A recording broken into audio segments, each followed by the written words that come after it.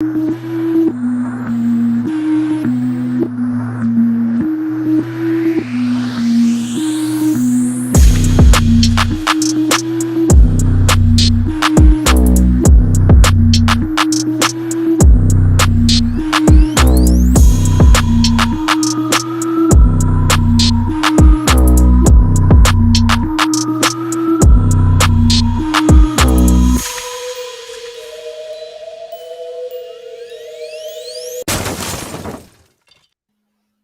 you doing, guys? Welcome to the channel.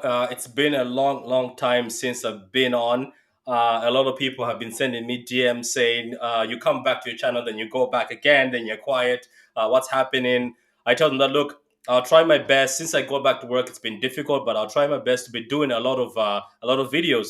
But today, I just don't have one guest. I have two. Uh, I have one guest who's a Burnley fan. I met him during the lockdown and during the early days of my streaming, and his name is Dan. This guy is one of the most friendly people I've ever seen. Probably the only Burnley fan I know, to be honest, and that's not a joke, but that's the only Burnley fan I know. So, Dan, how you doing, Dan? I'm pretty well, Patrick. How are you, mate?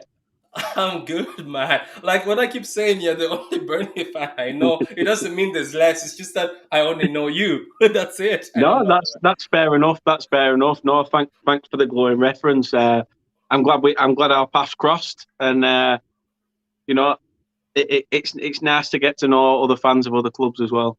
Okay, grand. So it's not going to just be done. As I said, there's two people today. I have Carol from all the way from America. He's a brother of mine, and me and him always talk about tactics on WhatsApp. He coaches an under 18 team, under 13, so he comes from the coaching side of football. So that's why me and him are very interested to talk about it because we're students of the game. But he's also a City fan, and he is the owner of the channel called pitch points. By the way, Dan also has a channel. It's called Turfmoorhouse, so follow him there too. So let's introduce Mr. Carl. How you doing, Carl? Thanks for coming Oh, on. thanks, Patrick, for having me again. Dan, pleased to meet you, bro. Yeah, pleased to meet you, pal. Pleased to meet you. And yes, he mentioned I'm a coach. I actually learned a lot from Sean Dyche. I actually watch a lot of your games. I learned a lot from Sean Dyche in terms of tactics, and I actually use some of his formations in some of my games where the team is clearly superior than I am. I have to adapt Sean Dyche's role to kind of keep it compact, play 4-4-2, and counter attack. So it really helps me a lot. No, fair enough. For a minute there, when you said that you use Sean Dash and you analyse Sean Dash, I thought you was looking at it as what not to do. No, what to do? What to do when you have a team that's better than you in terms of more superiority in terms of quality and spending? How do you compete with them? And he's done well, and I've learned from that as well. So, yeah, you can always learn, buddy. You can always learn in all games. So nice to meet you. That's actually a good point, Carl. Learning from Sean Dyche when you have a team that's better than you sometimes, and the way he manages to get results, especially let's say Yep. against Liverpool at Anfield, which I used to be amazed. Yep. Sean Dyche masterclass at Anfield. The times when he went for a draw, or even won. Sometimes you could have won even during those draws. So look, we're gonna get on to the game. I'll be just asking you guys a few questions, and you can obviously answer how you want. You're free to throw in questions yourself, Dan, to the City side, and we'll throw you from our side. Look, Dan, since you're the guy who's from Burnley here, I just wanted to ask you. So, how is your team? How are the injuries and everything? Is there anybody injured out on COVID? Yeah, so obviously former Blue himself, Ben Mee, is ruled out, which I hope he makes a speedy recovery. He's obviously tested positive for COVID, which, you look at the background as well. He's recently just brought home a baby that, to be honest, was premature. And then having COVID in the house as well could be a bit of a deadly sort of situation. But, all my luck goes out to him and the family, and hope he has a speedy recovery, as I say. Other than that, Maxwell Cornet is back, which is good. He loves a goal against Man City. We all know that. Yeah, he does. He's my guy. So it'll be good to have him back, definitely, because when we lost him against Leicester, the creative spark went. So yeah, it'll be good to have him back.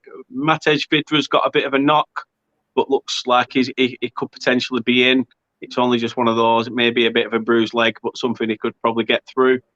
And other than that, no other major hitters other than probably like Dale Stevens and players like that. But yeah, pretty full strength other than that, which is, a good sign. But I say even full strength, 100% fully fit Burnley squad always seems to struggle at the Etihad.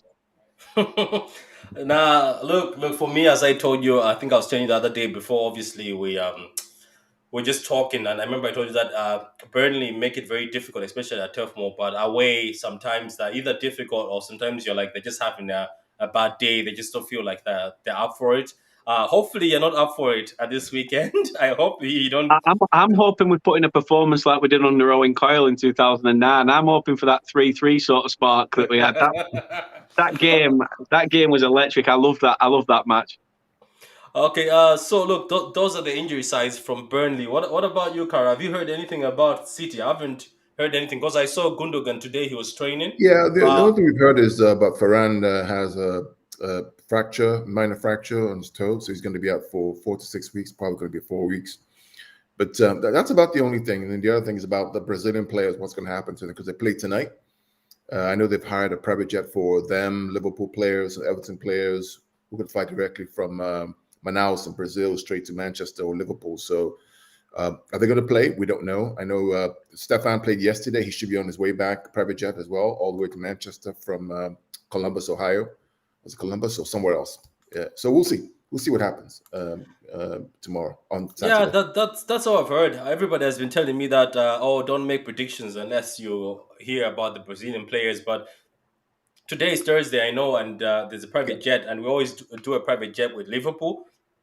In some sort of funny way, it's always Liverpool players and City players come back together, which is grand. But anyway, okay, so let's go into the game. So you said yourself that every time you come to the Etihad, right, it's always 5-0, 4-0, I think above. What are the issues you've seen in the past when you come to the Etihad? Why is it always 4-0, 5-0, always big scores? Because for me, I see Burnley as a very defensive team.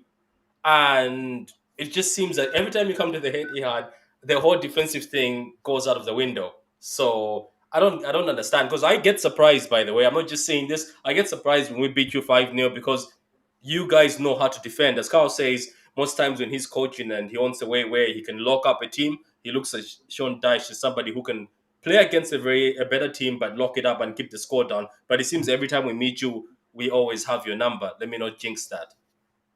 No, I totally agree. I think what it is that we recently have started trying to get on the front foot in games. And I think for me personally, I want to see how that will fare on Saturday. Since the Liverpool game, we sort of have upped our performance. As I say, we've got on the front foot, but it's shown leaks in our defence, really, because obviously pushing more, trying to get on that front foot, you're a bit more open at the back. But with Man City, they like to obviously pass it round, playing that passing ticky-tacky style football. And in recent years, we've let it happen. We've sat there and let you play around with the ball and just pass it round.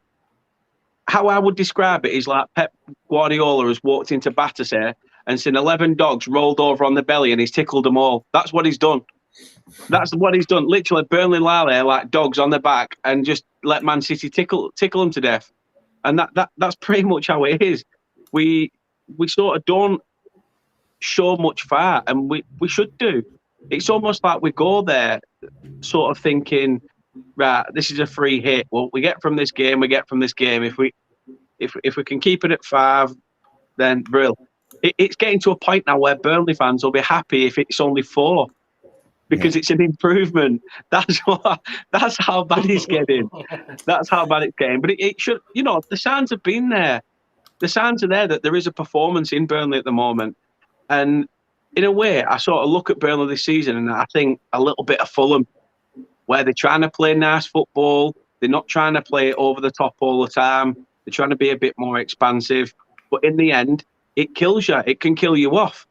As I said, we saw it with Fulham. They'd get the odd goal here and there, but they couldn't hold it out. That's what we've done from the start. We've been going up 1-0 up in games and then conceding 2. it's just been one of those things that's really grated on us this season. It's like Dash said in his pre-match conference today. He said that obviously, well, he took the mick a little bit out the commentators and the people asking the questions, because they said, "What do you have to do against Man City that's so different?" And he said, "Nothing much." He said, "You're scoring that one and you're defending that one, and that was it." And I thought, fair play, Sean, fair play. You don't want to give all your tactics out. I mean, not much tactics to go off. He only knows 4-4-2. So, I know. so I don't know. But we'll see. We'll see what happens. It's going to make for an interesting game. I think the fact that it's a 3 o'clock kickoff, that'll be something as well. And City this season for me haven't been ripping it up like they have been. So why not take advantage of what you can? Don't be scared. They're an equal. Okay, in terms of off the park, the finances and everything else, it's not. But when you step foot onto that pitch, it's 11 versus 11, no matter who you are. And whoever wins. It's just one of those things. So it's going to make for a nice game. And as I've already said, I'll take 4-0 now. Nah, that's fair. That's fair. Carl, I think you were about to ask him something there for a minute. No, I was going to say that, the two games I remember Burnley giving us a lot of problems was one game we played in the 18-19 season was at Burnley was 1-0. We won that game in the last minute with Aguero kicking the ball just over the line. And I think the difference between that game and the 5-0 game is that you actually tried to attack. So you put pressure on City. You didn't just sit back. Because I'll tell you from a coaching perspective, and I play with my kids when I train, when you play defensive in a 4-4-2 defensive, you get tired after a while. It takes a lot of concentration. Yeah, a lot of energy. A lot of concentration, because you're talking, you're shifting, you're moving, you're communicating, you're squeezing, you're pressing, you're moving around the whole field. It takes a lot of concentration. All City need is just one break and the goal's in.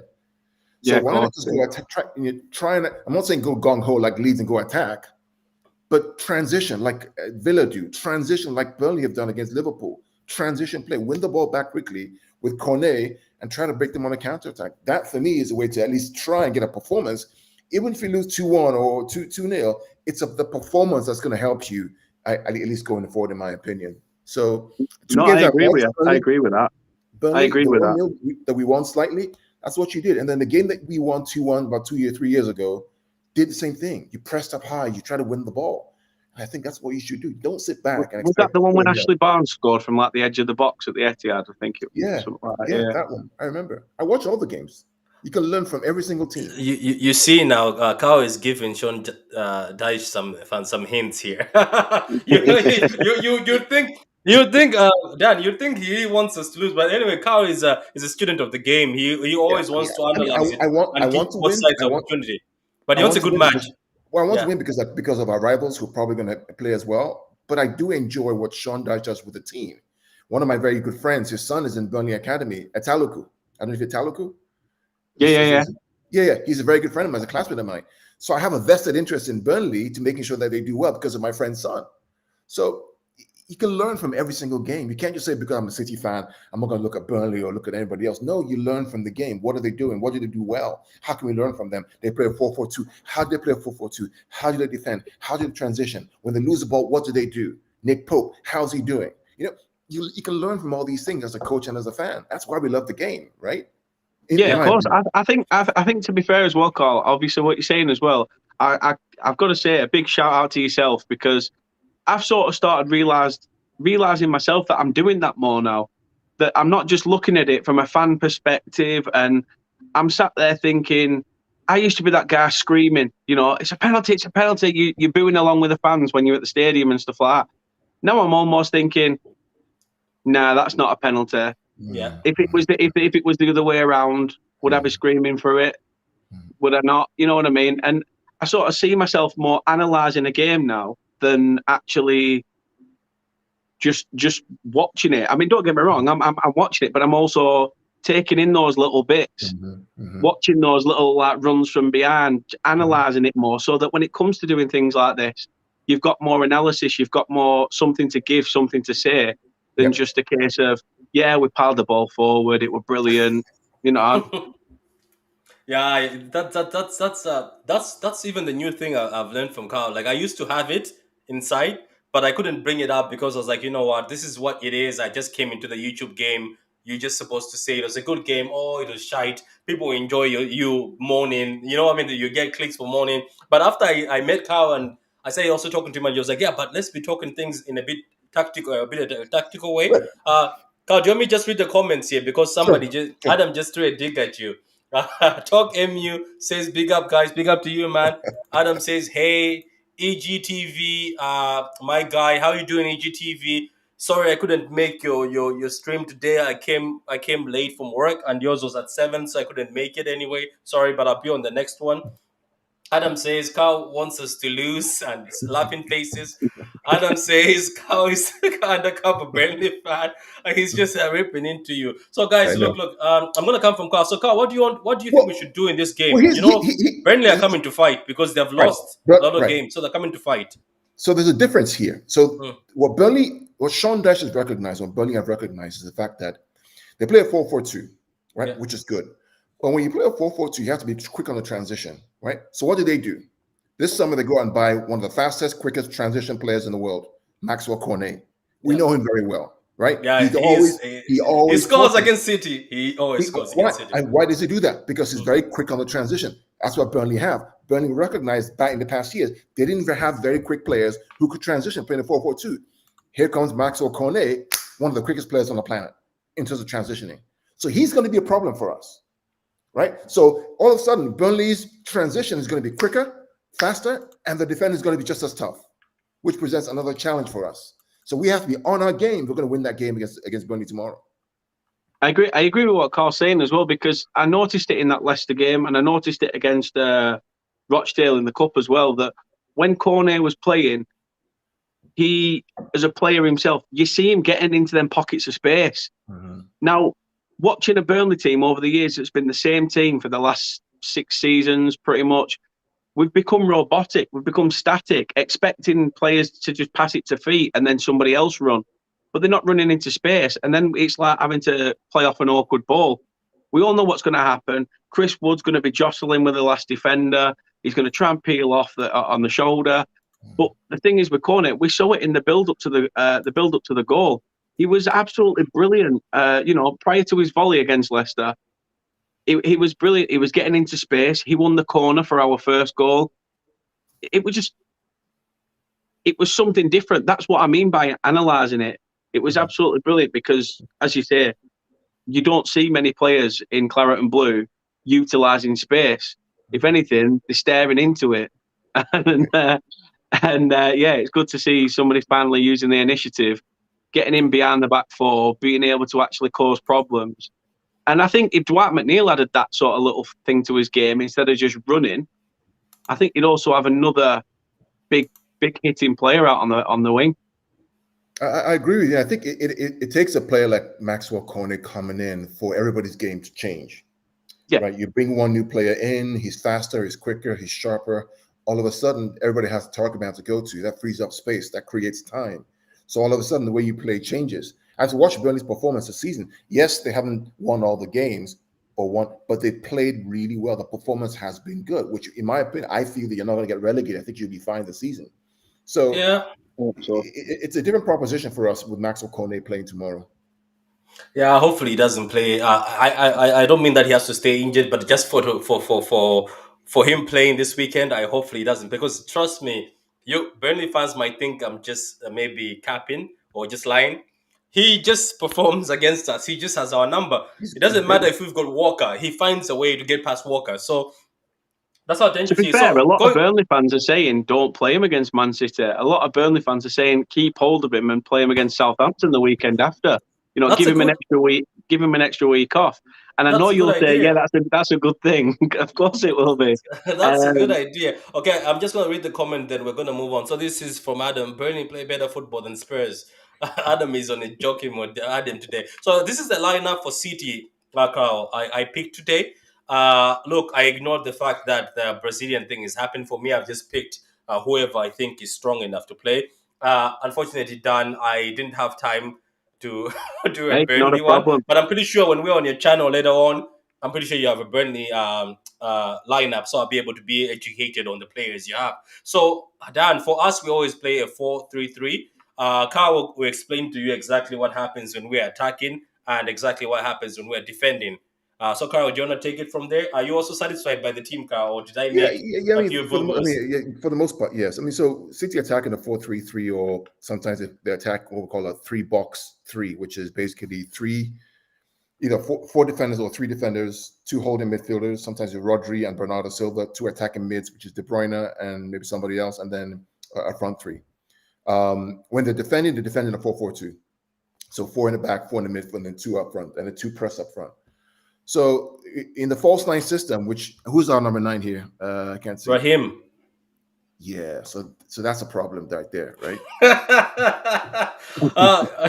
Don't forget, whatever you're explaining here, you're explaining it against Burnley for Dan to Yeah, I understand mean, the only thing how we're going Raheem to play has, against them. Raheem has pace. You can get him behind, right? But when he's one-on-one with Nick Pope, I don't trust him, right? I think his finishing and his one-on-one plays is not good enough for him for the quality he can possess. So I think the lineup is fine. I think he's probably going to rotate with Foden on the left. Or maybe Foden plays the false 9 and Grealish goes left. Who knows? The one player I'm dreading is Riyad Mahrez. Riyad Mahrez against Burnley is a nightmare. Yeah. Like, just his all-round game when it comes to Burnley is like, easy. I've got this in the bag. I can cut in on that left side. Bang, goal. And to be honest, you look at the stats. Half of our goals since January of last year, I think the majority of them have come from the left-hand side. So in terms of goals conceded, so it's tough. It's really, really going to be tough. I think that's another thing as well. You don't want to focus too much on one player. Okay, let's nullify Foden. Let's nullify the fact of Mahrez trying to cut in. It's almost got to be sort of, man marking. Every man for himself. Like, pick a man, stick with him. It's sort of Sunday League tactics, if you get me. Yeah. You've got to go old school sometimes, and sometimes it pays off, sometimes it doesn't. But yeah, Riyad Mahrez is the one that scares me to death. So basically, that was one of my questions that I was going to ask. Obviously, Dan. So you think for you, the player to watch from Man City is Mahrez if he plays? Yeah, big time. What about you, Carl, in Mahrez has a Burnley? good record. What about you, Burnley. Carl, and Burnley? Who do you think we should watch out for in Burnley? Oh, I think it's Maxwell Cornet. There's no doubt in my mind. He's the guy. He's the main man. He's the guy who can cause problems for us. He's quick. His transition is good. He knows how to play good football. I rate him highly. He will be a problem. Wait, is O'Neill fit?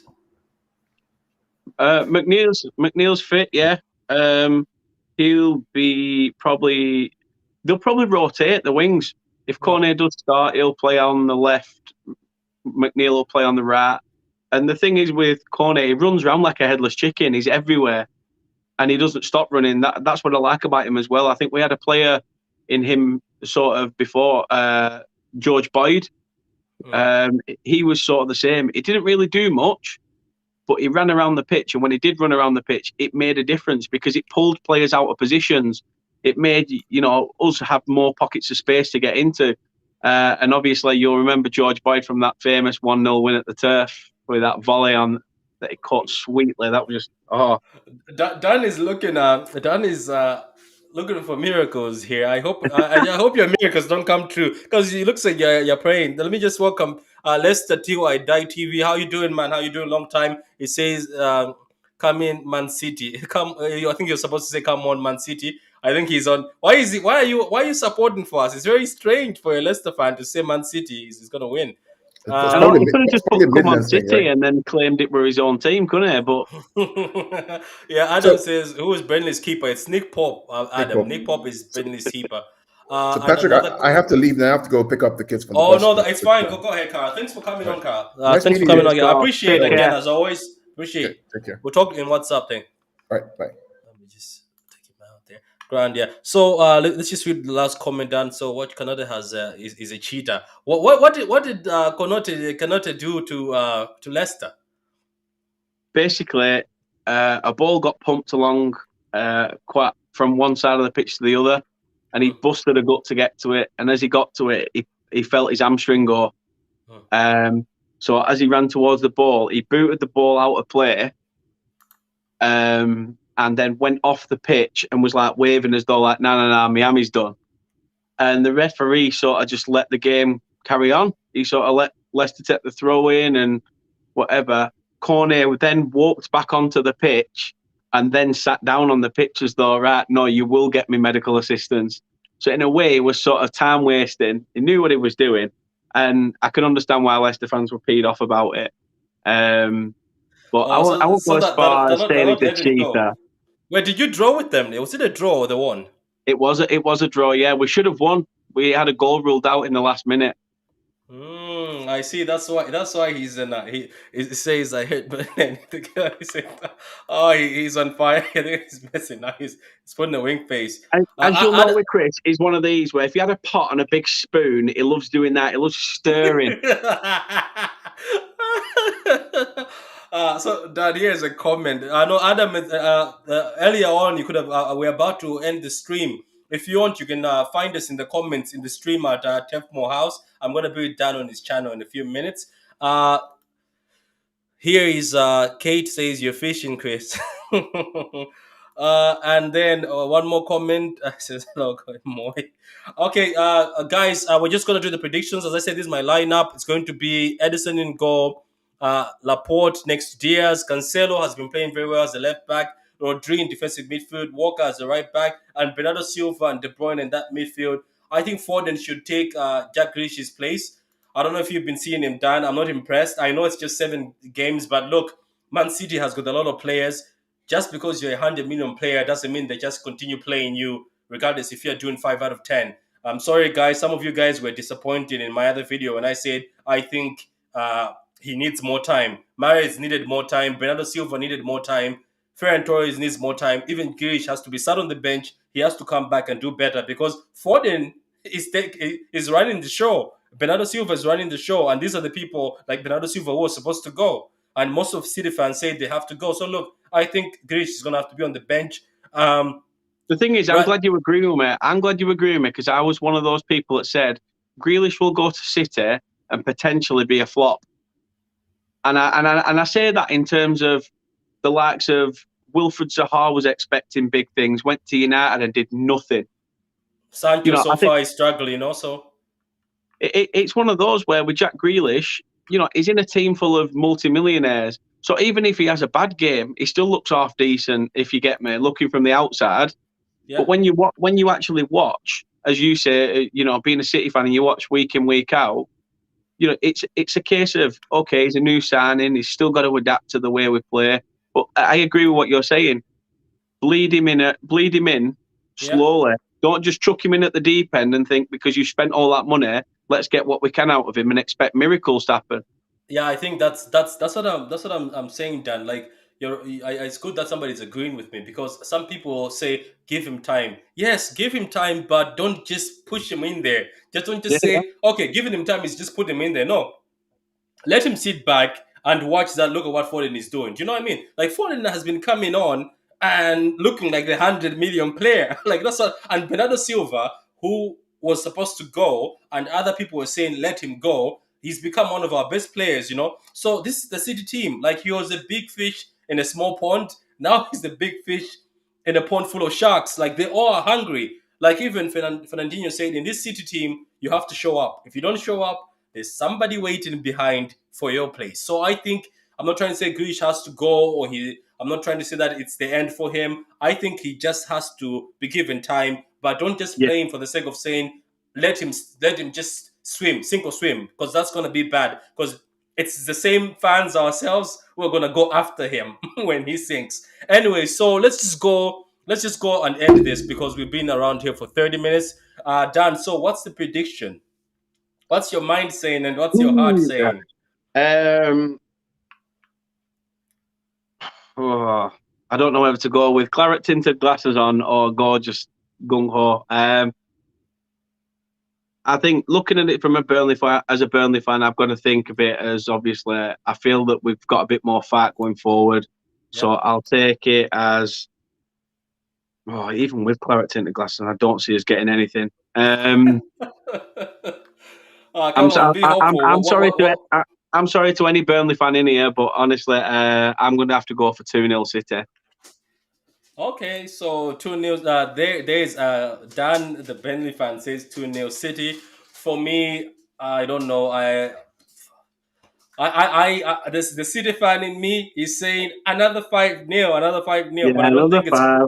yeah, but I don't think it's going to be that easy. I doubt it's going to be that easy. Look, Burnley have been unlucky, but they played very well. I think Burnley are a team that, regardless of the fact that they might not play well sometimes, I think they can give you a bit of a fight. And this time, they'll be up for a fight. Don't forget the international break. Most of the players were not on international duty. Ours were. So, look, they'll be up for the fight. So, I also think it might be, for me, Dan, I think it might be 2-1. I think this will be a difficult game for us. Just have a feeling that you guys will come in for a fight. And with that guy, Konote plays, that he will score. It's just inevitable. He does it. He just knows how to do it. So anyway, guys, thank you for coming up. Let me just read the last one. Charlie Hilbert, how you doing, man? I think Edison and Gabby could be missing. Yeah, it's a 50-50. Let's see at the end of the day. This is the reason why I like doing this after the managers talk on Friday. I don't know about you or when they talk. That's what I like doing after the Yeah, talk. But sometimes you never have time, so I might as well do it right now. Look, thank you guys in the comments. And for the guys who are going to watch this video later on, you're going to find it on YouTube. Please subscribe to the channel. Subscribe to Dan's channel. It's called Tefmo. I keep forgetting Tefmo House. yep, The that's the Tefmo one. House, his channel. Dan is a good lad, as you can see. He's always happy. He's not a Burnley fan, I know, just because someone I know. And thank you, Carl, for coming on. Carl had to go. He does a lot of coaching. He coaches 2 teams, so he's always busy going to pick up his team and taking them everywhere. Thank you, everybody in the comments. Thank you, Adam, Katie, Lester, till I die. Thank you, Talk MU, and everybody who was watching on Twitter. Unfortunately, Dan, it looks like restream. When you're on Streamyard, you can just be seeing the feed on Twitter. I went on Twitter right now. It just has a link, and you have to click the link for somebody to watch. Oh no, So I was like, I'm not going to stick here for long. Or maybe it's me. I put the wrong setting. But anyway, Dan, appreciate it. Thank you for coming on. no, thank you This for having this me. took too long, more than I thought it would take, but 30 minutes is all right. Um, I don't know what time we're jumping on your channel. Just text me so that we can start Will setting do. that up. I'll be there in a jiffy. I'll probably wear my City jersey just to make sure people know I'm a City fan. No, no, no, soon I'm getting the Newcastle jersey, guys. I'm moving on. Okay, that's a joke. Anyway, thank you, guys. Thank you very much. Have a great night. See you on game day, 3 p.m. Come on, City.